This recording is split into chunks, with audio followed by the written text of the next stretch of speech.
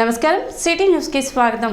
Ward పర్యటనలో భాగంగా municipal chairperson తాడిపోయిన రాధిక రెండవ రోజు పట్టణ 22వ వార్డులో పర్యటించారు. రెండవ రోజు వార్డులో పర్యటించి డ్రైన్లను శానిటేషన్ పనులను ప్రారంభించారు. అదేవిధంగా ఖాళీ ప్రదేశాల్లో పెరిగిన పిచ్చి మొక్కలను తొలగింపచేశారు. ఈ సందర్భంగా ఆమె మాట్లాడుతూ ఖాళీ స్థల యజమానులు పిచ్చి మొక్కలు పెరగకుండా ఎప్పటికప్పుడు శుభ్రపరచుకోవాలని సూచించారు. అదేవిధంగా కాలువల్లో వ్యర్థాలను పడవేస్తున్నారని, దీనికి కారణంగా మురుగునీటి పారుదలకు ఆటంకం కలుగుతుందని తెలిపారు. ప్రజలు పురపాలక సంఘం చేస్తున్న కృషికి వారి వంతు బాధ్యతగా సహకరించాలని చైర్పర్సన్ రాధిక సూచించారు. కార్యక్రమంలో పలువురు వైసీపీ నాయకులు, పురపాలక సంఘ సిబ్బంది పాల్గొన్నారు.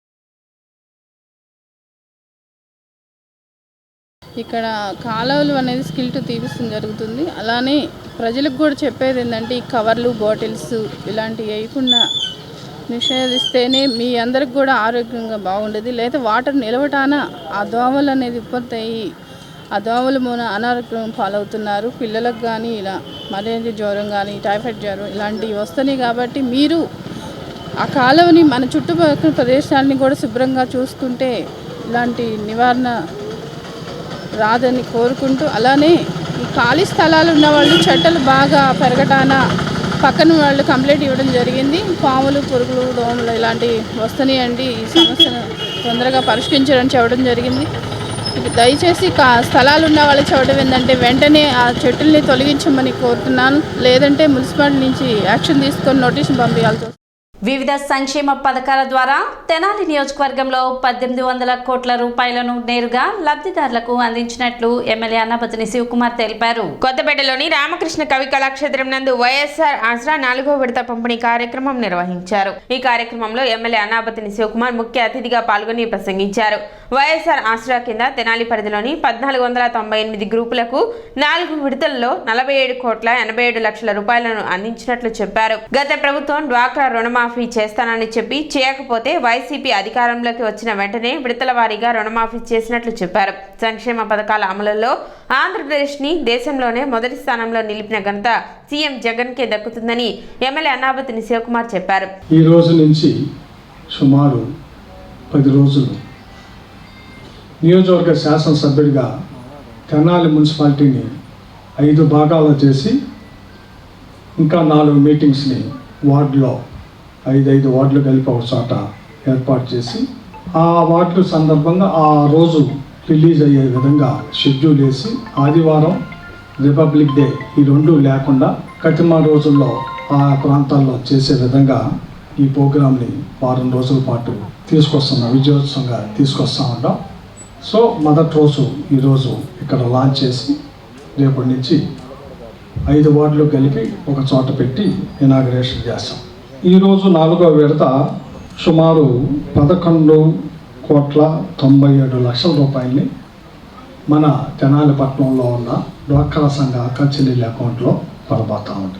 గత ప్రభుత్వంలో డ్వాక్రా రుణమాఫీ చేస్తామని చెప్పి చేయకుండా ఉంటే అది సుమారు 12,000 కోట్ల రూపాయలు అయితే, వడ్డీతో సహా ఈరోజు అది సుమారు 25,000 కోట్లు అయితే, ఆ రోజు ప్రతిపక్షంలో ఉన్న జగన్మోహన్ రెడ్డి పాదయాత్రలో డ్వాక్రా అక్కాసీలందరికీ ఆ రుణమాఫీ అమౌంట్ని వడ్డీతో సహా మన పార్టీ అధికారంలోకి వచ్చినాక చేస్తానని చెప్పి 4 దఫాలుగా ప్రతి సంవత్సరం 6,424 కోట్ల రూపాయలని ఈ రాష్ట్రంలో ఉన్న డ్వాక్రా అక్కా చెల్లెల అకౌంట్లో వేస్తామని చెప్పి ఈరోజు 4వ విడత 4వసారి మళ్ళీ 6,234 కోట్ల రూపాయలని నిన్న రిలీజ్ చేసిన సందర్భం మీ అందరికీ తెలుసు. ఇప్పుడు 4వసారి 23-24 ఎన్ని గ్రూపులు? 1498 మంది గ్రూపులు అయితే 14,656 మంది సభ్యులైతే 11,97 రూపాయలు ఇప్పుడు రిలీజ్ చేస్తున్నాం. మొత్తం గ్రూపులు ఎన్ని? 1498. మొత్తం సభ్యులు ఎంతమంది? 14,656 మంది. ఇప్పుడు వరకు ఈ 4వ విడతతో కలిపి డబ్బులు వేసింది 47,87 రూపాయలు. ఇది నిజమా కాదా? మీరు ఏ నమ్మకంతో అయితే ఓటేసి గెలిపించారో ఆ నమ్మకంతో ఈ రాష్ట్ర ముఖ్యమంత్రి జగన్మోహన్ రెడ్డి గారి ఆశీస్సులతో ఈ రాష్ట్ర సంక్షేమంలో 1800 కోట్ల రూపాయలని తెనాలి నియోజకవర్గ ప్రజల అకౌంట్లో డబ్బులు వేసిన శాసనసభ్యుడిని మీ శాసనసభ్యుడు అన్నారు.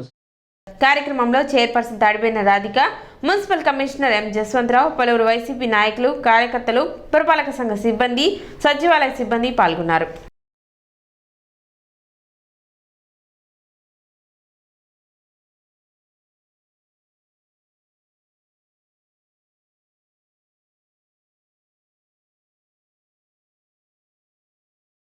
అయితే పాదయాత్రలో మన డోక్రా మహిళలకి మాట ఇచ్చాడో వైఎస్ఆర్ ఆసరా అనేది ఈ రోజున 4 విడుదలగా వేయటం జరిగింది.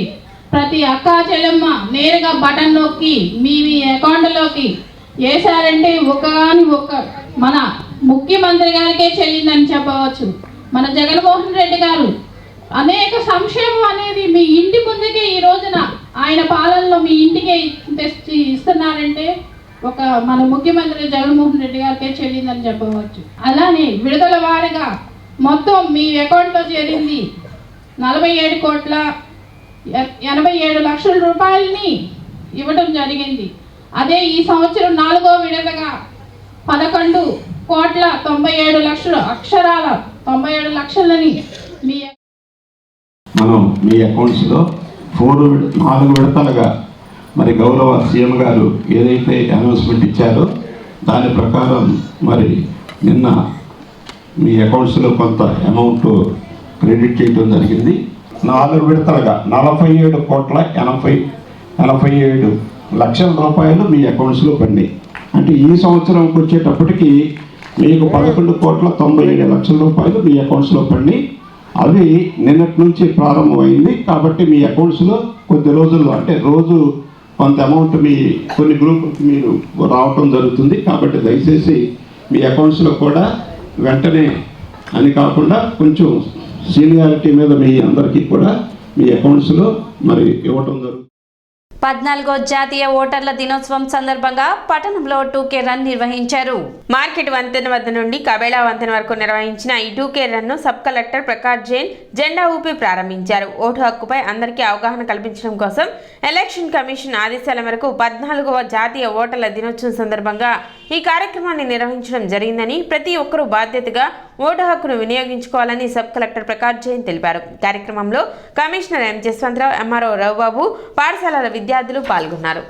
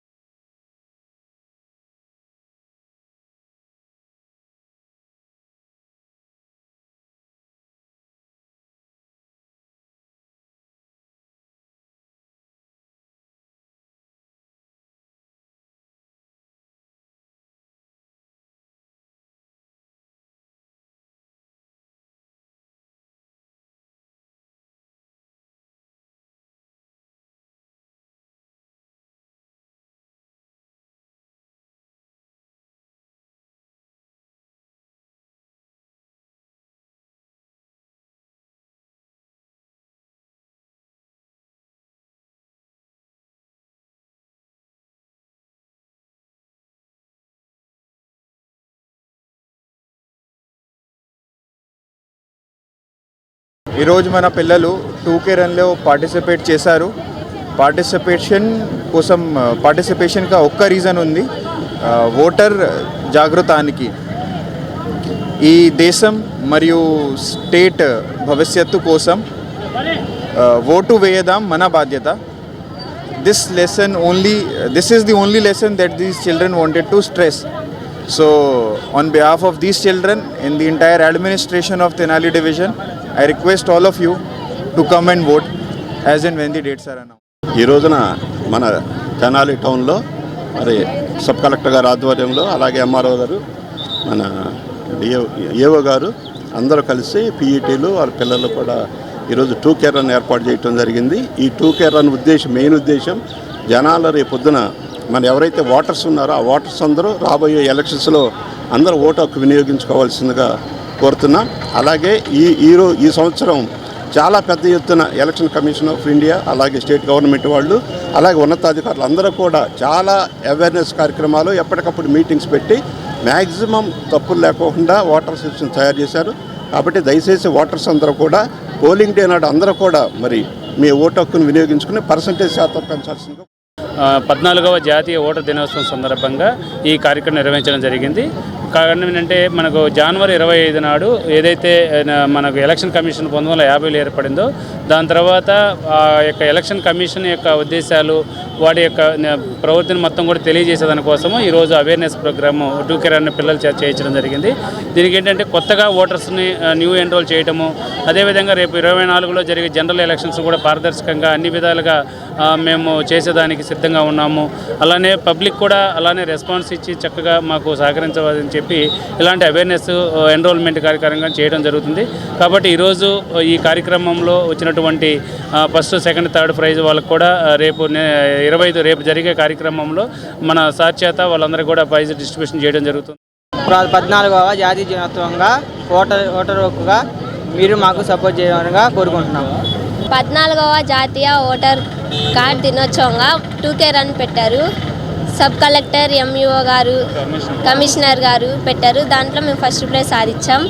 నవరత్నాల పేరుతో వైసీపీ ప్రభుత్వం రంగురాళ్లను చూపించి ప్రజలకు భ్రమలు కల్పిస్తుందని మాజీ మంత్రి టీడీపీ సీనియర్ నాయకులు ఆలపాటి రాజేంద్ర ప్రసాద్ తెలిపారు.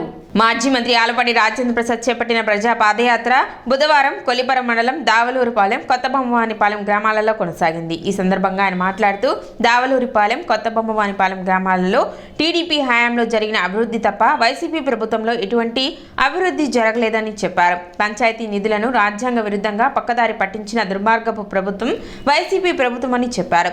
ఈ 4.5 సంవత్సరం కాలంలో పాలకులు ప్రజలకు ఏమి చేశారో చెప్పాలన్నారు. రైతు వ్యతిరేకంగా ముద్ర వేయించుకున్న ప్రభుత్వం వైసీపీ ప్రభుత్వం అని అన్నారు. సంక్షేమం పేరుతో అవినీతికి పాల్పడుతున్నారని ఆలపాటు చెప్పారు. కార్యక్రమంలో టీడీపీ నాయకులు, కార్యకర్తలు పాల్గొన్నారు.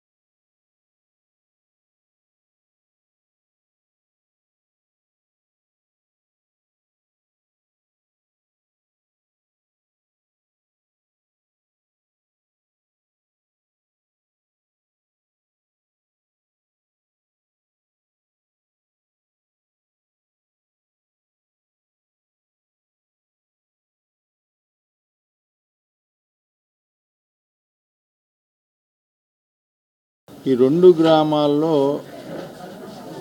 గత ప్రభుత్వం చంద్రబాబు నాయుడు కాలంలో తప్పితే